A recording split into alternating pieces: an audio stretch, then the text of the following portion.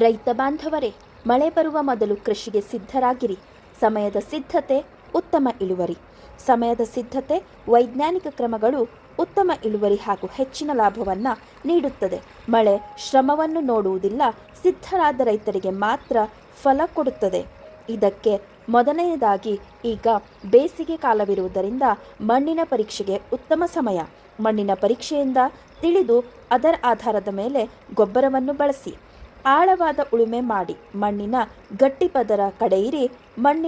ಮಣ್ಣಿಗೆ ಗಾಳಿ ಪ್ರವೇಶಿಸಿ ನೀರು ಹಿಡಿಯುವ ಸಾಮರ್ಥ್ಯವನ್ನು ಹೆಚ್ಚಿಸಿ.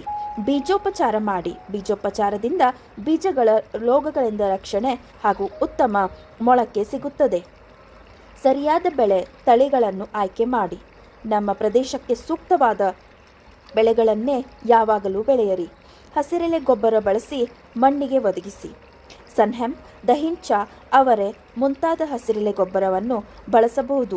ಹೂವಿನ ಮುಂಚೆ ಮಣ್ಣಿಗೆ ಒದಗಿಸಿ ಮಣ್ಣಿನ ಸತ್ವ, ಸಾವಯವ ಅಂಶ, ಫಲವತ್ತತೆಯನ್ನು ಹೆಚ್ಚಿಸಬಹುದು. ಇದರ ಜೊತೆಗೆ ನಿಮ್ಮ ಹೊಲದ ಪಕ್ಕದಲ್ಲಿರುವ ಕಳೆಗಳನ್ನು, ಅಂದರೆ ಹೂ ಬಿಡುವ ಮೊದಲು ಅಥವಾ ಬೇವಿನ ಎಲೆ ಅಥವಾ ಇತರೆ ಮೆಡಿಸಿನಲ್ ಪ್ರಾಪರ್ಟಿ ಇರುವ ಯಾವುದೇ ಎಲೆಗಳನ್ನು ನೀವು ಮಣ್ಣಿನ ಫಲವತ್ತತೆಯನ್ನು ಹೆಚ್ಚಿಸಲು ಮತ್ತು ರೋಗ ಕೀಟ ಬಾಧೆಗಳನ್ನು ತಡೆಗಟ್ಟಲು ಉಪಯೋಗಿಸಬಹುದು.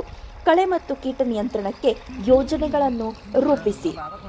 ಇಂದೇ ಸಿದ್ಧತೆ ಮಾಡಿ ನಾಳೆ ಉತ್ತಮ ಫಲ ಪಡೆಯಿರಿ. ನಮ್ಮ ರೈತ, ನಮ್ಮ ಶಕ್ತಿ, ನಮ್ಮ ಭವಿಷ್ಯ. ಜೈ ಜವಾನ್, ಜೈ ಕಿಸಾನ್.